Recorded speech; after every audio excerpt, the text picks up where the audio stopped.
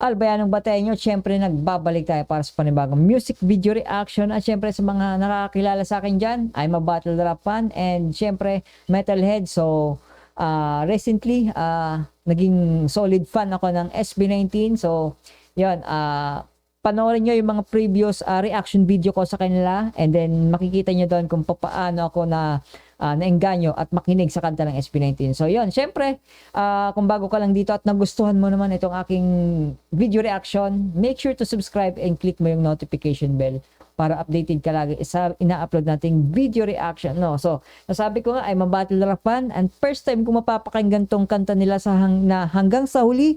I mean, sa hashtag Team Pusuan. Check natin to. So, bali ito yung mga previous na, I mean, yung mga previous na recordings nila, no? Na kasama yata ito sa pinaka-unang album nila na itong kanta na hanggang sa huli. So, yeah, syempre, wag na nating patagalin pa. Pakinggan na natin ang hanggang sa huli by SB19. Let's go. Let's go. Let's go. Wait. Let's go.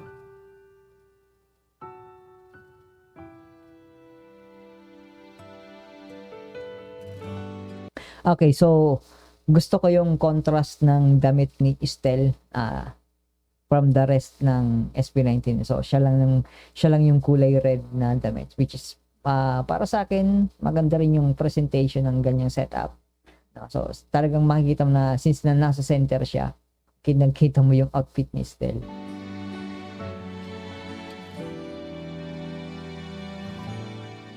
Sa ating puso'y nag-iisa, mayroong himig na Okay, so first impression ko, dahil nga sa very raw voice yung recording na to, no? So walang timpla-timpla, directly from their throat talaga yung kanilang boses. Lagi kong sinasabi na kung ano yung boses nila sa recording, ganun din yung boses nila. Yung sa studio version ng kanta, tapos sa live performance nila, same pa rin, no? So yun ang maganda talaga sa mga ganitong especially kay Estel na boses. Makatong sa pinto ng aking alaala, di na dapat tumitig pa sa iyong mga mata. Ngayon ikaw na lang ang Yung ganitong outfit, trip ko yung ganitong outfit ni Pablo, no? More on like may mga pelikula ng mga British na tapos ganyan pa yung buhok ni Pablo, no? Ang ganda din, tapos may yung accent na gold something dyan sa coat niya. Man, ang ganda niyang, maganda tingnan. na lang ang nakikita. Ang alaala mo'y tila bago, sa panaginip ko ay naroon ka. At kahit pa Ang ganda ng timpla talaga ng boses din talaga ni Ken, no? Yung lalim ng boses. Isipin mo yung kanina yung matinis na boses ni Pablo, tapos biglang pagdating kay Ken, medyo naging buo na. 'Di ba? sa panaginip mo'y tila mo'y tila bago, sa panaginip ko ay naroon ka. At kahit pa ang mundo ay mag-iba, Tapos isipin mo ang nagpapalseto, nag-head voice pa, yung may pinakamalalim na boses, no? Isipin mo yung versatility ng ganong boses ni Ken. Nagustuhan ko yung pag head voice ni Ken sa background. ay naroon ka. At kahit pa ang mundo ay mag-iba, ako'y laging nandito, di man ako para sa Yun yung madalas, sorry, pasensya na, matatagalan tong video reaction na to dahil nga paulit-ulit kong sinasabi, maraming post, no? So kung ayaw nyo naman ng maraming post at syempre maraming commentary galing sa akin, nilalagay ko yung link ng original video. So, madalas kong sinasabi na alam natin na si Estel may kapasidad na gawin ang pagbirit, yung birit na abilidad ni Estel. Pero ang madalas kong sabihin na nasusurpresa pa rin ako hanggang sa ngayon na every time na bibitawan niya yung birit na yon, lagi akong kokot anong tawag mo doon? Yung momentum ko ba biglang nawawala eh. Kasi nasusurpresa pa rin ako pag ginagawa ni Estel yon. Sa'yo, puso'y di magbabago. Walang iba, walang iba. Wala nang hahanapin pa. Pag-ibig ko'y sa'yo. Hanggang sa huli. At syempre madalas kong sinasabi yung boses nila when it comes sa live performance. Solid lagi. Solid lagi. Wala nang hahanapin pa. Pag-ibig ko'y sa'yo. Hanggang sa huli. Medyo may basag-basag pa yung boses ni Pablo dun, no? Let's go, Justin. Ika'y limutin na.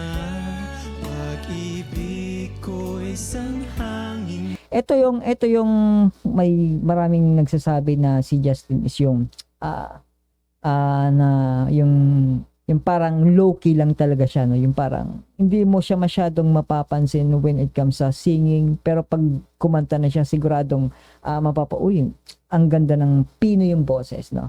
Smooth yung boses. Yun yung madalas kong sabihin kay Justin na balancer, mataas, tapos may low voice, tapos nasa gitna, naka-neutral lagi si Justin, which very good mixing doon sa mataas and low voice ng kagrupo niya. So which is very very good para sa akin. Ika'y limutin na. At plus syempre yung abilidad, yung sa visual ability, paggawa ng mga concept ng video lagi. Justin, man. Pag-ibig ko isang hangin na di mo madarama. Di na dapat tumitik pa sa iyong mga mata. Pagkat ikaw pa rin ang nakikita. Tapos eto nga, pagdating naman kay Joss, may mga haters talaga, no? So madalas may haters na hindi kagandaan yung boses ni Joss. May mga nakita kong ng comment or sa video na napapanood ko na hindi daw kagandahan yung boses ni Joss. Man, sa tingin nyo ba tatagal yan dyan si Joss sa grupo kung hindi ganun, wala siyang skill, wala siyang abilidad sa pagkanta, no, man?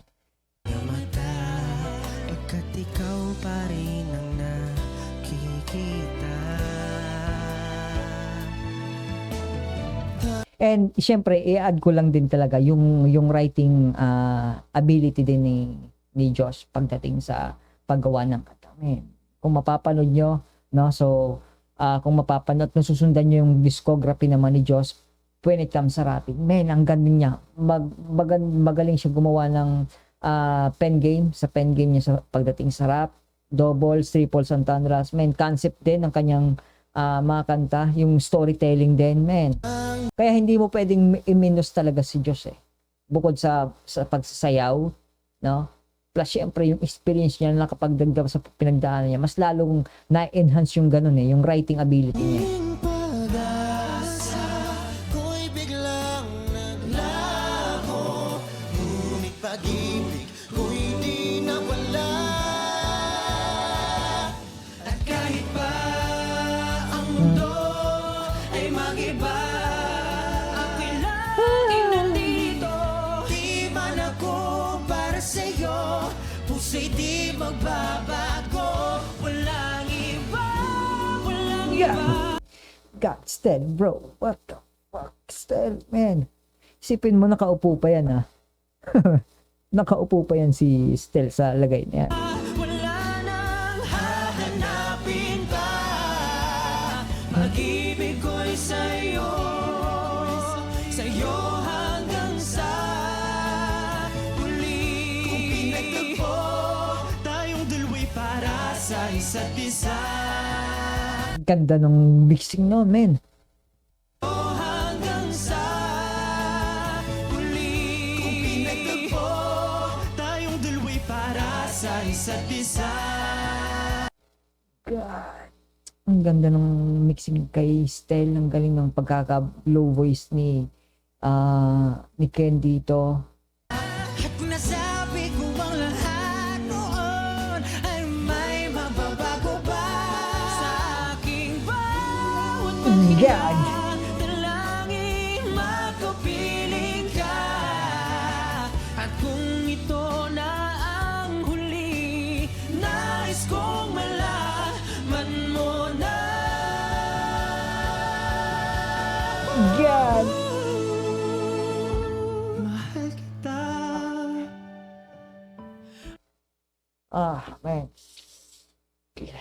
Ganun yung mga ganitong video reaction. Ito yung nagbibigay ng sakit ng ulo sa akin kung yung alam mo yun, yung kung paano ko tanggapin yung kanta. Ito yung nagbibigay din ng sakit ng ulo, yung pag-analyze mo ng hindi ko na nga binigyan masyado yung lyrics kasi alam ko naman na hindi naman as a battle rap, sabi ko kung may naririnig lang din akong mga bars, so yun. So since na love song naman to, no, so hindi naman ganun kalalalim yung I mean yung lalim yung doubles and triples ng na meaning, so hindi naman ganun. So yun, ang nano ko dala dito is yung the way I react doon sa mga kung paano yung abilidad nila pagkanta, yung boses, yung quality ng boses, yung quality ng awit nila noon, bukod sa boses, yung syempre yung abilidad nilang pagkanta, syempre yung technique din, isa rin yun. So man, Mahal kita.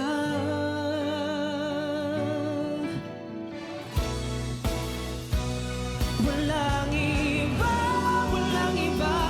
God. Wala nang hahanapin pa. Pag-ibig ko'y sa'yo, sa'yo hanggang sa huli. Let's go. Damn. Man.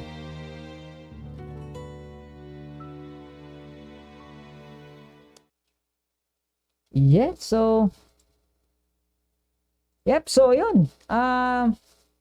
First of all, gusto ko yung perform nila ng live na yun, no? So dun ko masasabi kung paano talaga kung gaano ka-talented tong SB19, yung kanya-kanyang technique sila, no? Yung kanilang singing technique, syempre magkakaiba, pero once na nagka-combine, nagkahalo-halo na yon sa isang performance nila sa isang kanta, especially pagdating sa live, men, talagang iba yung SB19, ibang level, sabihin natin ibang level, no? So yes, that's my reaction sa kanta ng SB19 hanggang sa uli. So ciao, so susunod ulit, abangan.